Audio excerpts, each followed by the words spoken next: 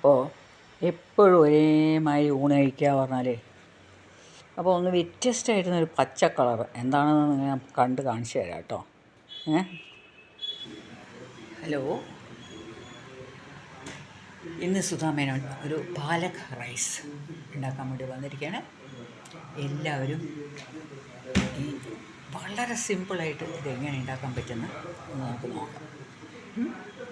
അതിനു വേണ്ടി ഞാൻ പാലക്ക്, അപ്പോൾ അതിനു വേണ്ടിയിട്ട് ഞാൻ ഈ പാലക്കീര നല്ല ഫ്രഷായിട്ട് ചീരയാണ് ഇത്. ഞാനൊരു മുറിച്ചിട്ടില്ല, ഇത് ഇങ്ങനെ ഒരു പിടി നല്ലോണം എടുത്തിരിക്കുകയാണ്.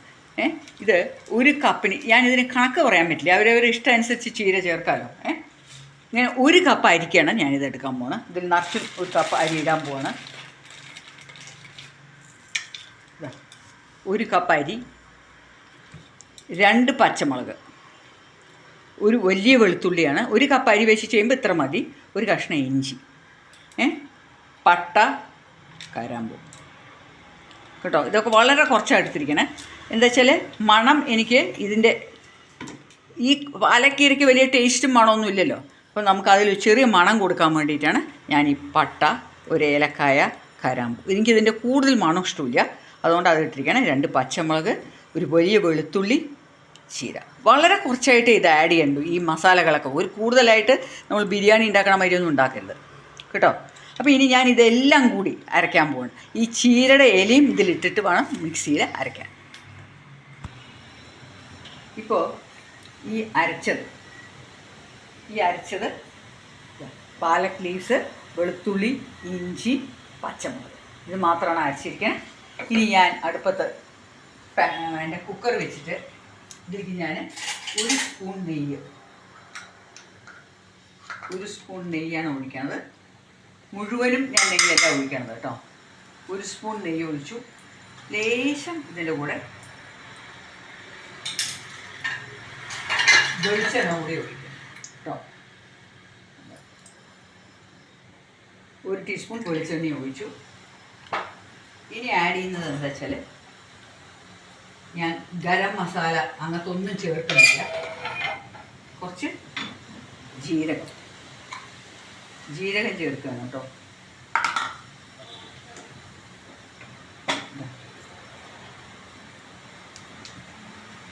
ഈ ജീരകം ഒന്ന് പൊട്ടി വരുമ്പോൾ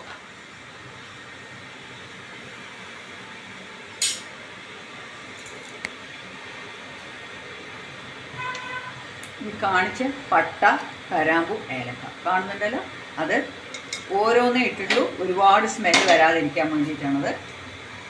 ഇനിയിപ്പോൾ ഞാൻ ആഡ് ചെയ്യുന്നത് ഈ അരച്ച ഗ്രേവി.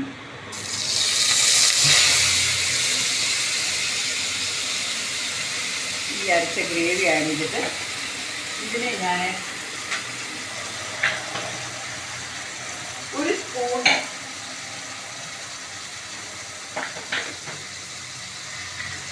ഈ ഗ്രേവി ആഡ് ചെയ്യുന്നതിന് മുമ്പ് ഞാൻ എൻ്റെ ഈ അരി ഇതിലേക്ക് ആഡ് ചെയ്യണം. എന്താ വെച്ചാൽ ഇതിലൊന്ന് ഫ്രൈ ചെയ്യണം എനിക്ക് കേട്ടോ.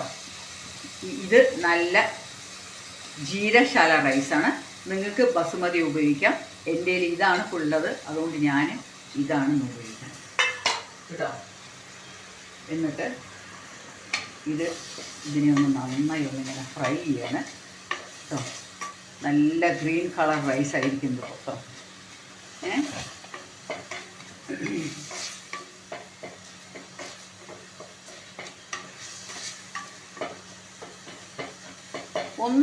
അരി ഒന്ന് പൊട്ടി നല്ല ഇങ്ങനെ, ഈ വറുക്കുന്നത് കൊണ്ട് ഒരുപാട് കുഴയില്ല.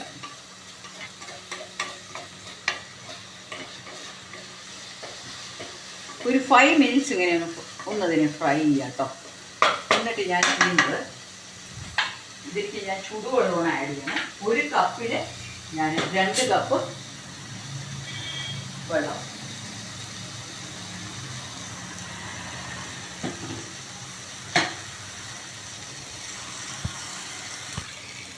ഇപ്പം ഞാൻ എൻ്റെ ഈ അരച്ച ആ വെള്ളം ഉണ്ടല്ലോ, അതൊരു കപ്പ് ഇതിലേക്ക് ചേർക്കുകയാണ്. കൂടെ തന്നെ ഒരു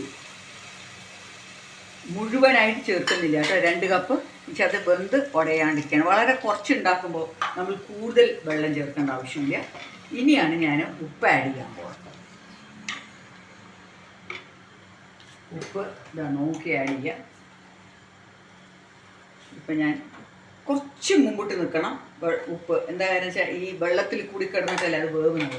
അപ്പോൾ ഉപ്പ് ആഡ് ചെയ്യുമ്പോൾ നമ്മൾ ഒന്ന് നന്നായി ശ്രദ്ധിക്കുക. ഞാനിപ്പോൾ ഇതിനെ നന്നായി ഒന്ന് വേറെ ഇനി ഇതിലൊന്നും ചേർക്കുന്നില്ല. ഞാൻ അത് അരി ആയ ശേഷം ഞാൻ ഒരു ലേശം കൂടി ഉപ്പ് ചേർക്കാൻ പോകണം കേട്ടോ.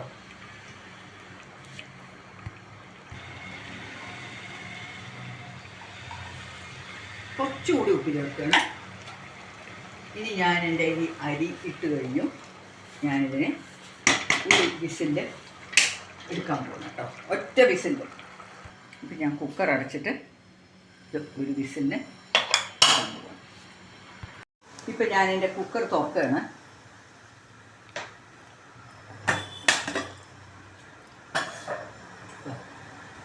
എൻ്റെ റൈസ് റെഡിയായി. നോക്കോളൂ, പാലക് റൈസ് റെഡിയായി. ഇനി ഞാനിതിലേക്ക് എന്താ ചെയ്യാൻ പോകണറിയോ, കുറച്ച് സാധാരണ ഉള്ളി കണ്ടോ, ഉള്ളി ഫ്രൈ ചെയ്തത് ഇങ്ങനെ മേലെ ഇടാൻ പോകും. അപ്പോൾ ഇതിന് നല്ലൊരു മണം വരും. ഈ ഉള്ളിയുടെ മണം ഇതിന് വളരെ നല്ലതായിട്ട് നമുക്ക്. അപ്പോൾ ഈ പാലക് റൈസ് വളരെ സിമ്പിളാണ് ഉണ്ടാക്കാൻ.